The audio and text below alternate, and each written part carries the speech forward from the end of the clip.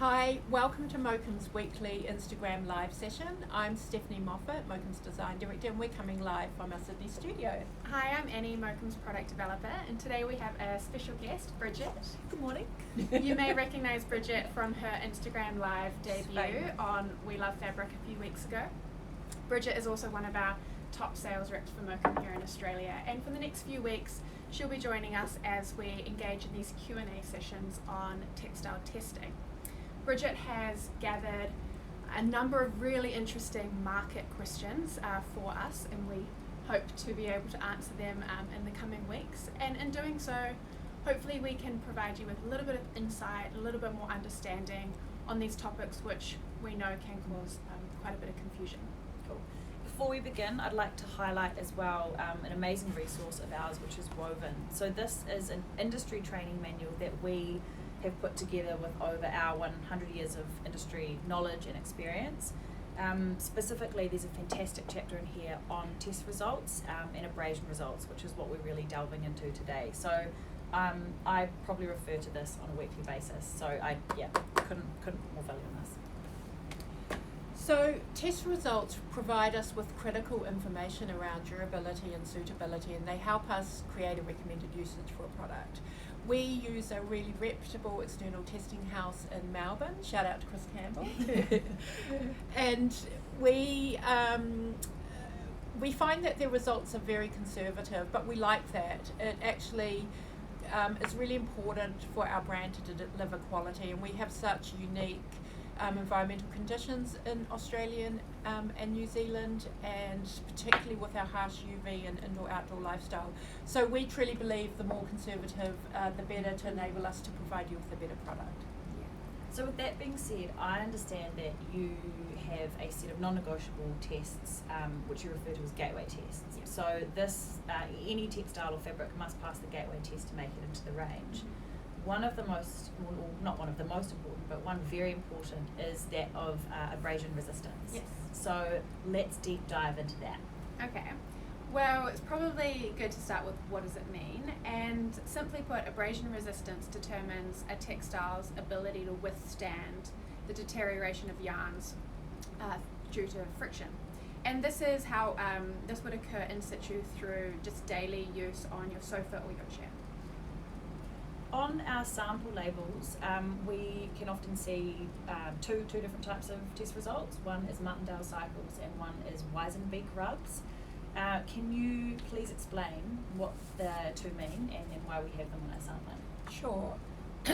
Martindale cycles is the British standard, so it's widely used throughout Europe, the UK, and Australia and New Zealand. And Weizenbeek double rubs is the North American standard, and it's only really used in North America.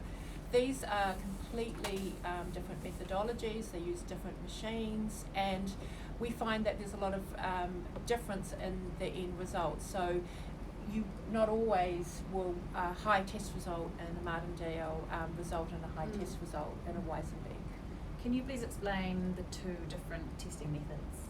Yeah. They both sound very interesting. Okay, absolutely. Here we go. So for the Martindale test on the machine, if you can envisage, there's a standard abradant on the base of the machine. It could either be a wire mesh or a piece of cotton duct, and then above it there is an oscillating head which is covered with a small piece of our fabric which we're testing. And the testing swatch, our fabric is rubbed, in this case in a figure 8 motion, in a circular figure 8 motion, onto the standard abradant. And the machine is motor driven. There's an electronic digital counter which is measuring and counting the motions or the rubs.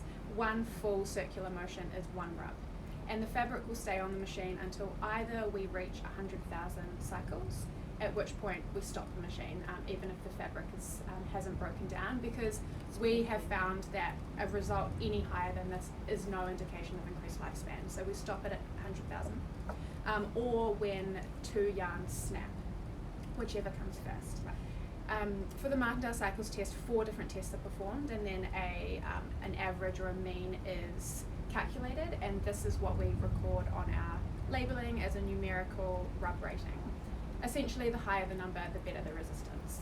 Now for the Weizenbeek test, it is a completely different machine, which is why there is no correlation between the two. It's essentially a similar methodology in that it's a standard abradant with a testing swatch of ours that's being rubbed against that abradant, but in this case, instead of a figure 8 motion, it's rubbed in a backwards and forwards motion, and it's done so in both the warp and the weft directions. Again, there's a digital counter which is counting the rubs. One backwards and forwards motion is considered one double rub, Weizenbeck double rubs. And again, the machine is turned off at 100,000 rubs or when 2 adjacent yarns snap or break down. A number of different tests are performed and a mean is recorded, and that's what we note on our sampling as a Weizenbeck result. And again, the higher the number, the better the resistance. Yeah. So when we're reading the sampling and we see that number, how do we interpret that? Okay, so the number is really an indication to the level of resistance for that fabric. So probably the easiest way to talk to it is to read off an example. So we have Nirvana here, which is a great heavy duty residential product, and it's got a listed Martindale cycles of 20,000. So that's telling me that this particular fabric can withstand 20,000 figure 8 motions or circular rotations in the one localized area before any yarns start to break down. So that's a really, really high number if you think about that in real terms on your sofa. Yeah. So often the two tests can provide quite two different numbers. What's the case? Well, a lot of that's got to do with the construction, the yarn type, whether it's a flat weave, whether it's a pile or a chenille yarn, and because the motions of the test are so different, then different types of structures will react differently. Yeah. And an example of this is Strata here. It's a very heavy Italian basket weave with thick yarns in the warp and the weft. And Strata gets 100,000 Martindale result, which is an exceptional result, but it only gets 40,000 Weizenbeck, which is under half. But in saying that, that's still a really high result, and it's meets the commercial standards of commercial heavy duty usage in relation to the rub test. Yeah. So in this case, it performed better with the circular motion than it did the back and forth. Yeah, absolutely. And we would say when looking at this, the most conservative way to rate your product is to look at the recommended usage. Yeah. So over the past half decade, we've seen a growing industry trend to over-specify based on Martindale rubs. I feel like we need to talk about this. Yes, we do. We agree. There's definitely been a case that abrasion resistance, or known in the market as rub rates, have been put on a pedestal, which probably is far higher than they deserve. Don't get us wrong. Martindale or Weizenbeck, any type of abrasion rating, it is important, and it does. All we've got. It does provide us with a bit of information as to the potential durability of that textile, but it is certainly not the single most important textile test for upholstery, and it really shouldn't be considered to be either.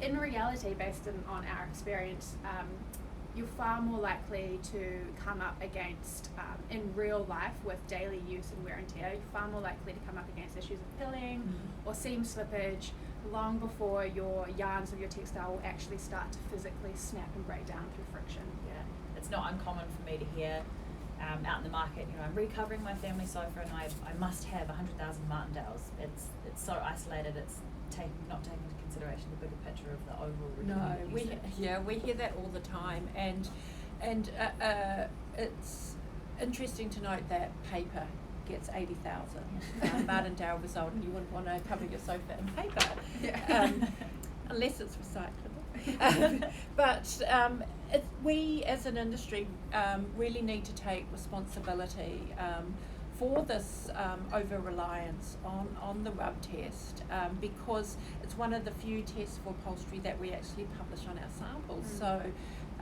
we really need to reset this topic and re-educate people around what's an appropriate level of a rub test, like what do you need. And the Australian standards, you have to test to a multiple of tests to reach an Australian usage standard, but the Martindale requirement for heavy duty residential is only 20,000, which from our perspective is an excellent result, but it's out of sync with often what the market thinks you need. And entry-level commercials, only 30,000 Martindale, yet people are asking for over 80. So we need to realign and we need to re-educate. And to give a comparison, the American standard is for recommended heavy-duty residentials 15,000 and entry-level Weizenbeek Yeah. and entry-level into commercial is only 30,000 Weizenbeek. So we need to pull people back, and we also need for people to look at not just look at this test result in isolation and rely on the information that we're giving around recommended usage. Yeah. So what would you recommend to someone who was solely relying on an abrasion test result to act as an upholstery specification guide? Okay. Don't. Would be my answer. Don't look at it solely in isolation. There is definitely a market expectation for textile wholesalers to communicate this piece of information. And that's not going to change. Exactly. That's not going away. Like I said, it does give you a little bit of information, and it is a good starting point. But it's really important to understand that the results is just Martindale results or Weizenbeek results are just one part of the puzzle, and they really shouldn't ever be viewed in isolation. The most conservative and by far the piece of information that you should be instilling your confidence in is the recommended usage published by your textile wholesaler, because this is come about from taking on board a whole lot of different testing methodologies that are relevant to whether you're looking at drapery or upholstery or residential or commercial, taking in a full spectrum, never just one test in isolation. And they also take into account their expertise and their industry knowledge. And their mills expertise. As to how specific constructions or even compositions will be suitable to particular end-use environment. So it's really important that you trust your textile wholesaler and really take on board the recommended usage. By all means, do look at the abrasion rating and use it as a bit of a guide, but the most important thing is the recommended usage. Yeah, and understanding a bit more about the number. And we specify whether it's light, medium or heavy duty residential or commercial. And some companies don't, and they'll just write upholstery or drapery, but if you need more information, reach out to that company and ask them for advice, because they will have supporting information to help you. Absolutely, and it's important probably to highlight here that every single one of our textiles within our company has a recommended usage associated to it. But if you ever have a concern or a query about slightly varying off the recommended usage, or you want to use it in a really niche specific way and you're not quite sure about whether it's appropriate, definitely ask before you launch into it. Our sales team are really helpful and super knowledgeable, so do ask before launching into a home project. And then I can go to the Brains Trust and get you the right answer. So we've got a good team here going. Steph, Annie mentioned before that the composition of the textile can actually affect the abrasion result. So can you please elaborate that on a bit? Sure. I mean, it would be misleading to look solely at how a textile fibre can impact on end usage or durability. It does play a part, but then that has to be in relation to how the yarn is plied, how the construction is woven, how it's finished. And we love, being a residential brand, blended constructions, particularly natural fibre. We love the relaxed nature of them. We love the soft handle, and it really suits how we live in Australasia. We also, though, like to mix in polyester, nylon, acrylic to enhance the performance, and these fibres can bring about better resistance to abrasion. They can bring about better resistance to pilling, UV, and so we like that mix because it often will improve the performance overall. Nice. If both of you could summarise one takeaway from this very informative session. Okay, so probably I've mentioned it a few times this morning. I'm just going to say it again. We're soapboxing. Yeah. It's really important for your main source of information on a appropriate recommendation for a fabric to come from the recommended usage set by the textile wholesaler. first and foremost.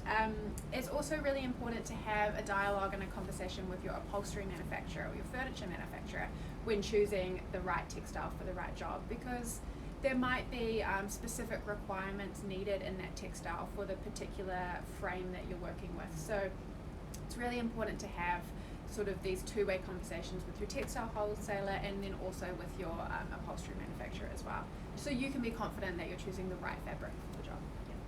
From my perspective, it's definitely, it goes hand in hand with managing customer expectation, making sure that you're picking the right product for the right piece. Absolutely. Oh, totally. And so tests and recommended usage are a guide, but it's really important to also look at the environment you're placing it in, proximity to the window, make the maintenance and care commitments of the end user, whether they've got family and kids, all these things interrelate. Yeah.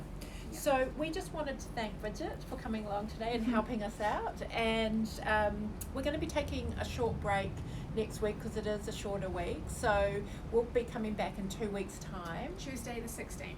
and we're going to be discussing UV, which is very pertinent to Australia and New Zealand. Yeah. So tune back in, same time, Yeah. same place. Take care, kia kaha. Thank you. Bye bye.